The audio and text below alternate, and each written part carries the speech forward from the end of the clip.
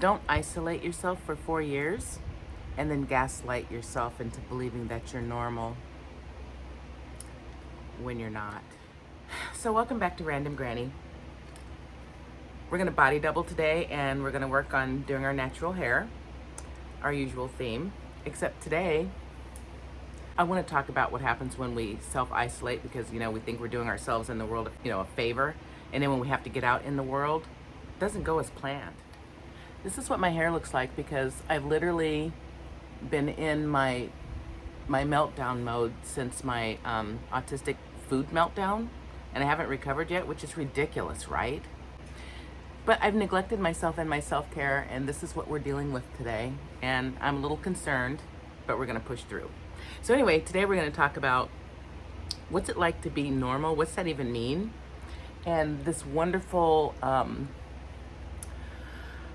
oh God, my brain's all over the place. This wonderful quote from Christopher Barczyk, who said, normal is a dryer setting. I think I quite like that because, what is normal?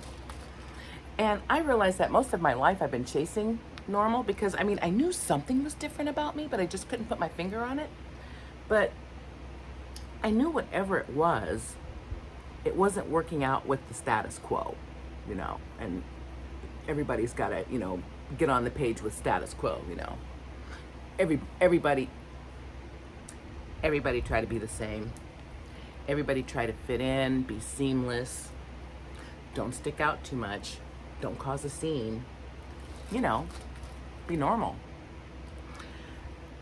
So with that said, most of my life, I never approached it as normal. Most of my life was approached at being quirky and being different and not noticing that I was, quirky and different. That's not true. I did notice. I noticed that I did things a little more differently than the other kids did. But honestly, I was confused. I thought it was because I was black, because there was that going on too. And so I'm like, am I being treated differently because I'm black? Am I being treated differently because I'm quirky? Am I being treated differently because, I tend to, act out sometimes, like in school? And now the 64-year-old me is like, yeah, all of the above. And so that's kind of funny.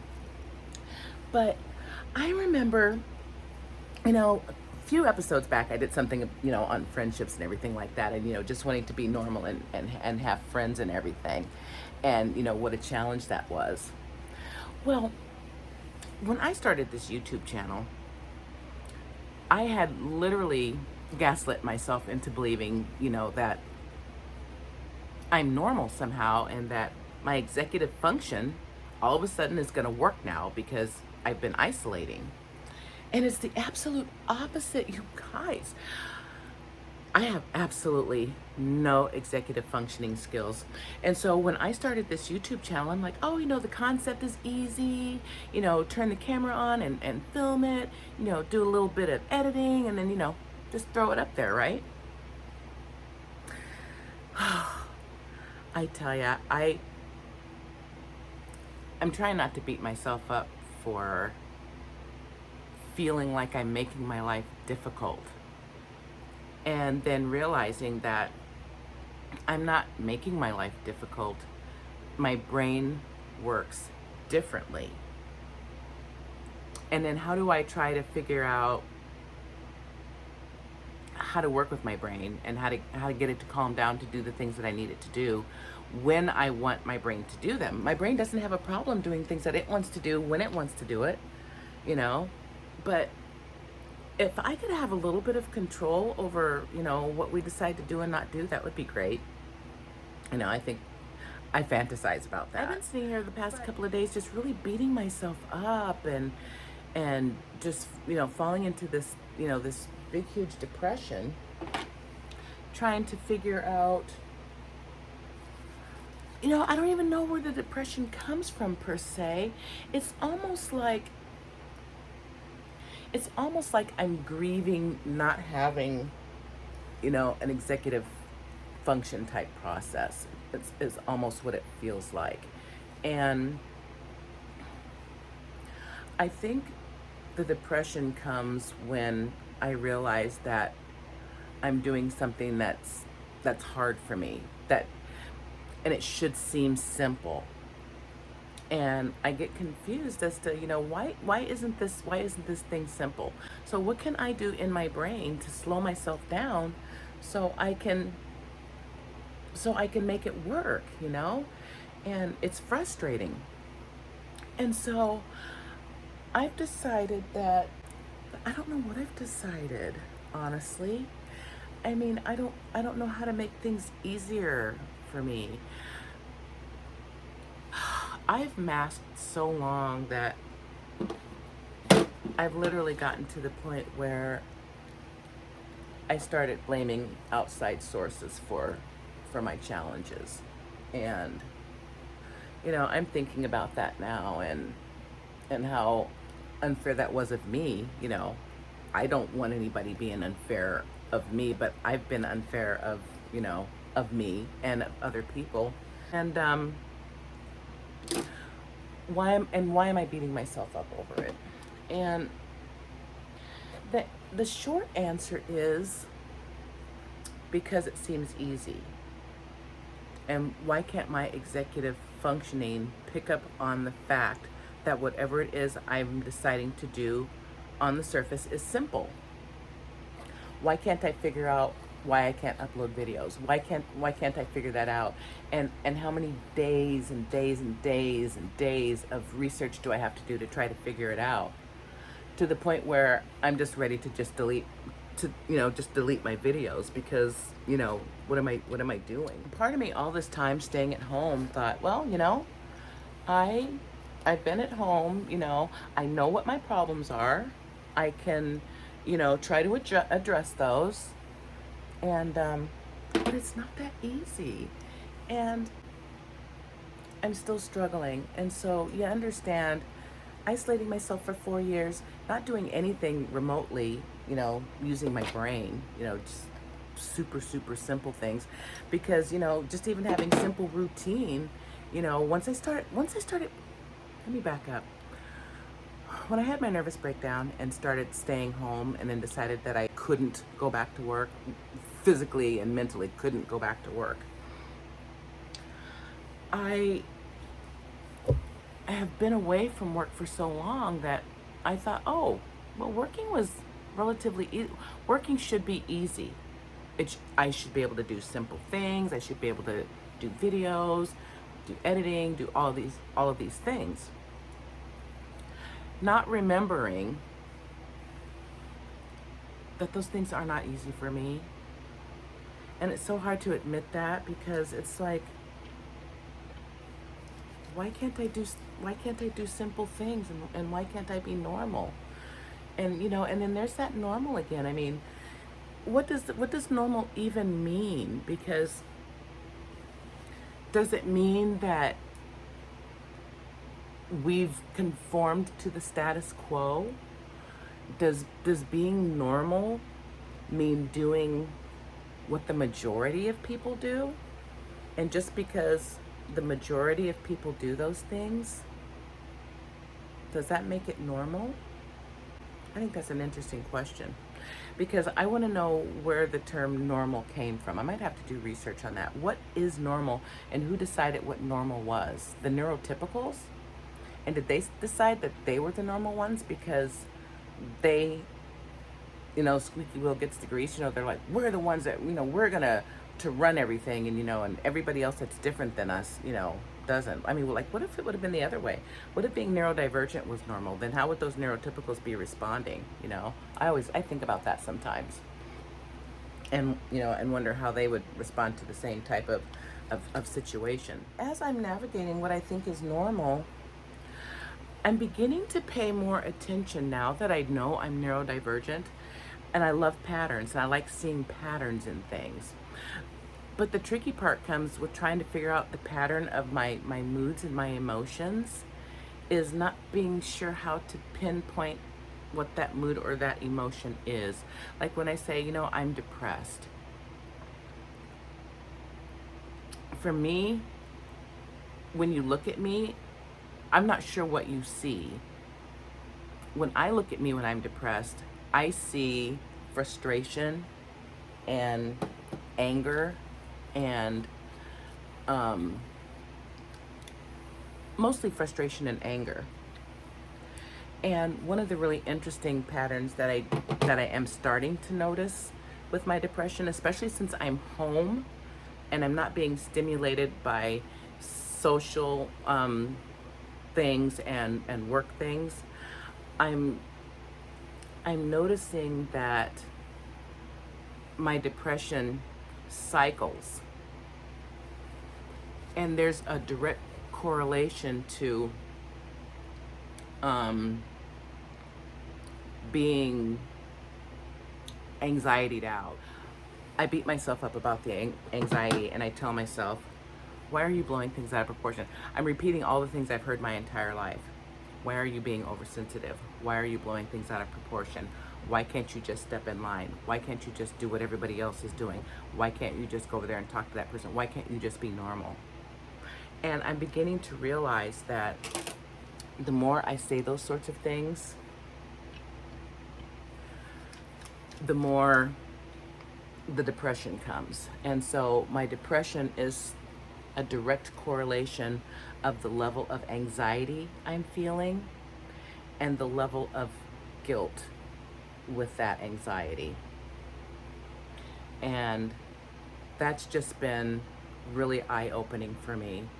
And I never, if I were out there working and and you're just in the daily grind of things and in the daily flow of things, you don't notice your moods and emotions as much. And then when you do, you associate it with, oh, well, I had a bad day at work. Or, oh, there's a car in front of me and it was going too slow and it didn't have its turn. So we put it toward an outside source. And now I'm beginning to realize that my depression is an inside source, because I'm trying to force myself into a category that I don't fit. I'm trying to fit normal. That really means nothing. What's the real question is, how can I function to get this thing done? What do I need? What do I need for that to happen? When my therapist a long time ago was like, we really need to get you tested for autism. I believe you're on the spectrum. Those words never even came out of my mouth or was repeated, because I was convinced I am absolutely not autistic. I'm not. And I would get flustered, and then I would get mad at her, for even suggesting such a thing. And because I'm thinking to myself, you told me about ADHD, and yeah, I did it. Yeah, I'm ADHD, 99.9%. Go figure. But, and then at the same time, I'm like, why do I have to be anything? Why can't I just be different, And then with that difference, why can't I just make myself be this other way? And that's been the other frustration. Why can't I just, I know I have this thing. Why can't I just not do that? That seems like something a normal person would do. Oh, you touched that stove and it was hot, don't touch it. Except, how do you put that in with, with my brain? I mean, I have to touch my brain, it's mine. Anyway, getting back to, being normal and everything like that, and addressing my depression, it's starting to dawn on me that my depression, like I said, isn't stemming from the outside source. It isn't stemming from that job or that person or that thing or that social activity. It's stemming from the inside of me. Well, how do you handle that? When it's you that's causing, your own internal depression. And I don't know if I'm making any sense. In my mind, I'm making sense. And so I'm trying to get myself out of this depression. And then at the same time, I worry about the anxiety part of it. And I'm like, now I go through cycles where I get anxietied out about getting anxiety. So I get anxietied out about the anxiety, even more so now, because now I know that my depression is directly correlated with my anxiety. High anxiety, I beat myself up. Calm yourself down. I can't calm myself down. I physically can't make myself do the thing that my brain thinks I should be doing. And I can't do it. I can't calm my brain down. So then I get depressed. I'm a loser. I can't do anything. I can't do something simple. I can't stop just not being anxietied out over what? I'm anxietied out over being anxietied out. You know, now I understand why, as a young child, you know, I look back at that little girl and I'm like, my God, you know, no wonder she was depressed all the time and just angry. I was always angry and lashing out at my teachers because they didn't understand me, you know? And I always felt like I was an outcast. And I always felt like I was, you know, the butt of everybody's jokes. And, you know, that didn't help any at all. And, you guys, my hair's not doing too bad, you know, not dealing with it. You saw how dry it was. Oh, I've just been treating my hair so badly, and my self-care has just been thrown out the window, you know, and I'm doing everything I can to just brush my teeth every day and wash my face. And on days like that, if I can get those two things done, then it's a win. And so today, I'm of the mindset of trying to get out of my depression, because I'm like, okay, I'm doing my hair and it needs to be done. I had my therapy appointment this morning and that went really well. And I shared a bunch of new insights with her on that. And, you know, I've done all of my regular routines that I need to do for the day. And so I'm trying to get my mindset to a point where I'm like, okay, you know, that you're doing a positive thing today. You know, we can, you know, let's try to see if we can get you out of this depression. And when I was working, I never really noticed that my depression and my anxiety have like a cycle, especially my depression has a cycle. And it's almost like it takes me, once the anxiety hits and then the depression, you know, clouds over, it's a process to work myself out of that. And I'm figuring it out now. It's somewhere between 3 and 5 weeks. I go through this depression cycle, and it takes me 3 to 5 weeks to get through the depression and to get through the cycle. And I'm trying to figure, now that I know that, I'm like, okay, maybe I can put a plan in place. So when I know that the depression is coming, I can have these certain things that I do. Of course, I don't know how that's going to work out because, you know, I'm not consistent about anything. That's the problem. But, you know, even just being able to realize that my depression cycles and why is a big, huge thing. And my mindset does that. You know, my brain plays tricks on me, and I gaslight myself. Like I said, I've isolated myself for 4 years. I haven't worked for 4 years. And because I've not worked for 4 years, for some reason my brain thought, oh, okay, well, everything's gonna be easier now. And you know, and that's another thing that's so interesting, because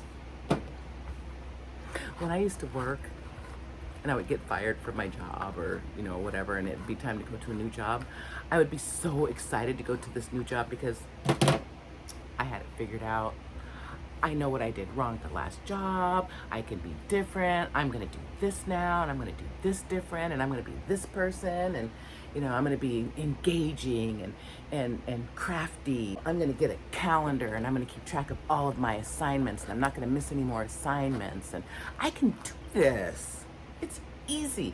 I see people do it all the time. It looks easy on paper. I go to my next gig, you know, and got a new job, and, you know, I've gaslit them that I gaslit myself that I can do the job. Yeah. And then everything is great for like the first, you know, 60 to 90 days. Then they start seeing cracks in the armor.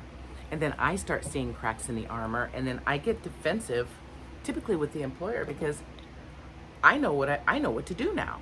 This was the problem I had at my last job, and so I'm doing it this way now. Except I wasn't doing it that way. I was doing it the same old way I always do.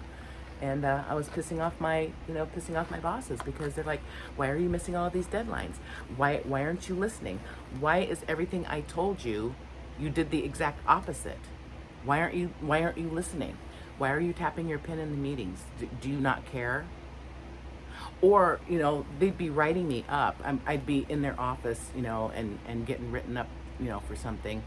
And I'd be, like doing this or, looking off to the side or, spinning my pen or, biting my fingers or doing something else. And then they would get mad at me and they'd be like, you're not even listening right now.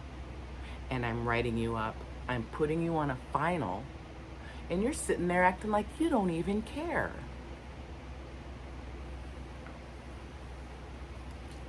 I cared. I didn't know how to show that I cared. The only thing I have is masking and being defensive and blaming them for my shortcomings. I don't even know what to think about that. I don't know what to say. It's embarrassing admitting that. I'm admitting that to, the internet. There, it's like I'm telling all my secrets to the void, And I don't know how to make it make sense. All I know is that I've always had anxiety about having anxiety and, just always trying to, chase normal. And the thing that made me want to start chasing normal was mostly the bullying. I've been bullied my whole life, all through grade school, middle school, high school. But the biggest impact of the bullying has been me as an adult and being bullied by other adults. And the really sad thing about all of it is, just being bullied by other black women, because I act different and I talk different, my hair is different, my attitudes are different. They see something in me that's soft, and they see something in me to where they're like, I can abuse this person and I can bully this person and I will be in total control. And I wish I knew what that was so I could stop doing it.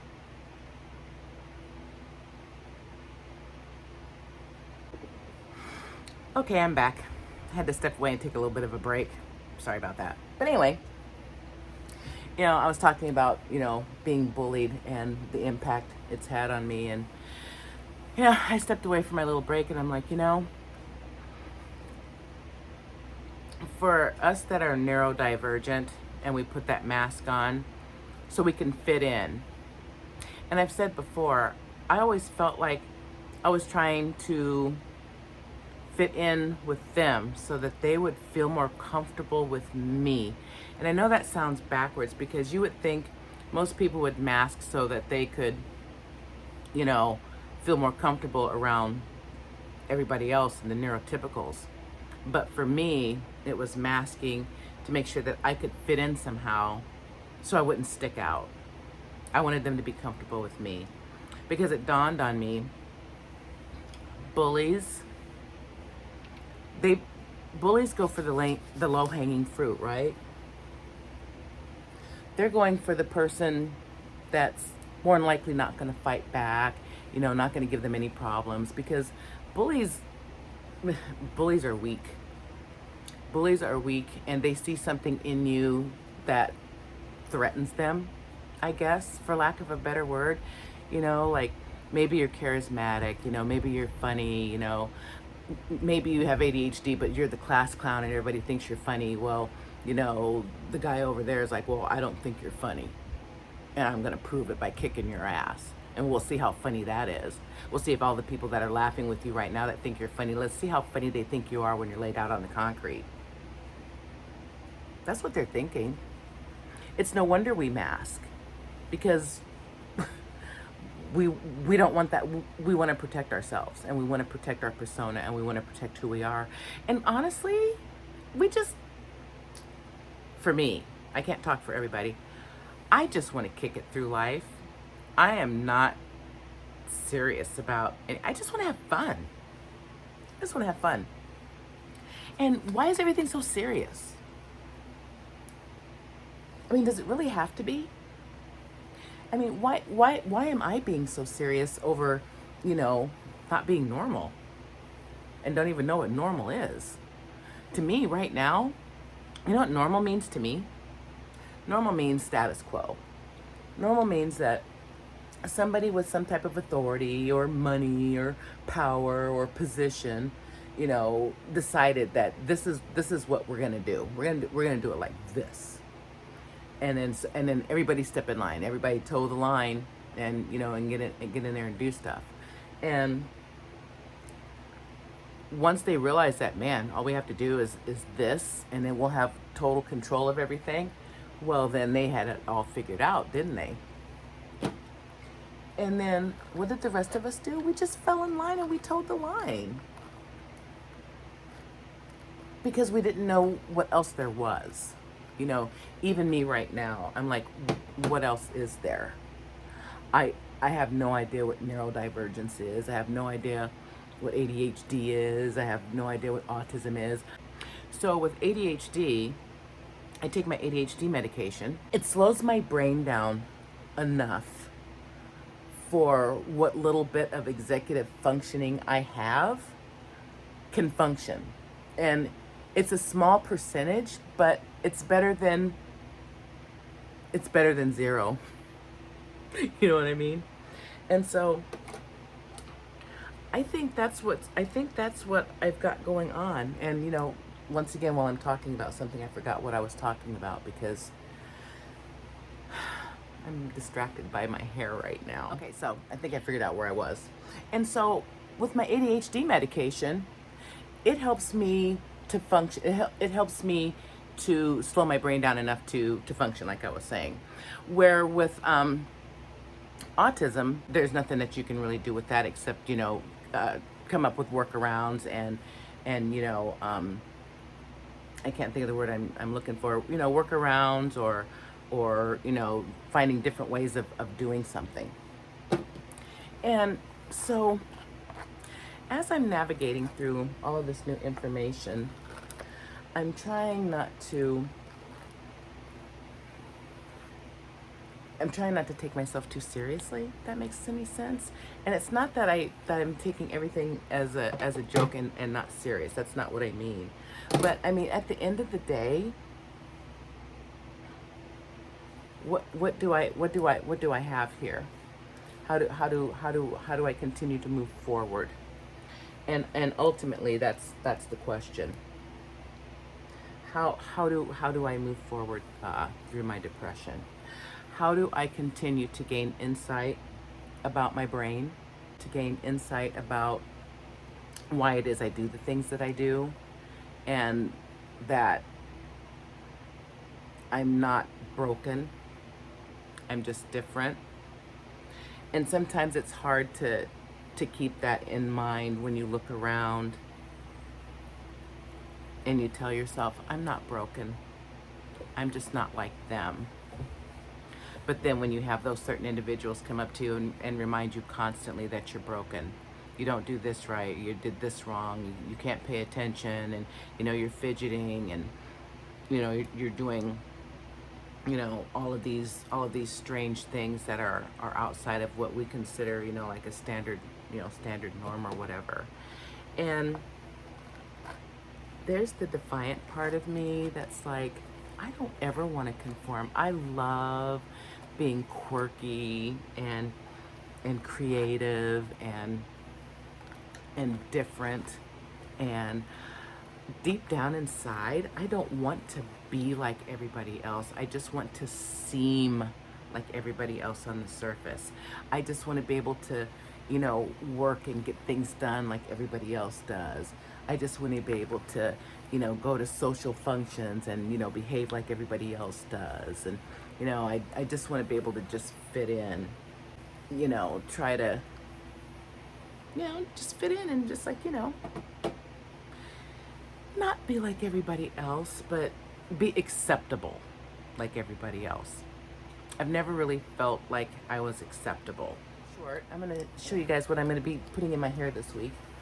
Detangling went really well. You guys, we're sitting here doing this body doubling. You know, comment down below. Are you sitting here? Are you getting your hair done? Are you getting anything out of this? Do you put me on mute and just watch me do my hair? I mean, you know, is it helping you to like have company? I just want to be your friend and be company. That's all I really want. And you know, and then I just want to like, you know, yap and run my mouth. I've got so much on my brain all the time that, you know, I can't just tell it to one person all the time. You know, my poor husband, you know, he needs a break. So he thanks you guys for, you know, being here with me. I'm trying to work myself out of this depression, and I feel like I'm almost there. I feel like I only have like a quarter of the way to go. And then so that gives me hope that at least in a couple more weeks, I'm going to be feeling like my old self again, and, you know, hopefully have some better moods coming and, you know, some sunshine in my life. That would be great. And I always just remain hopeful, and I will always support myself, and I will always love myself.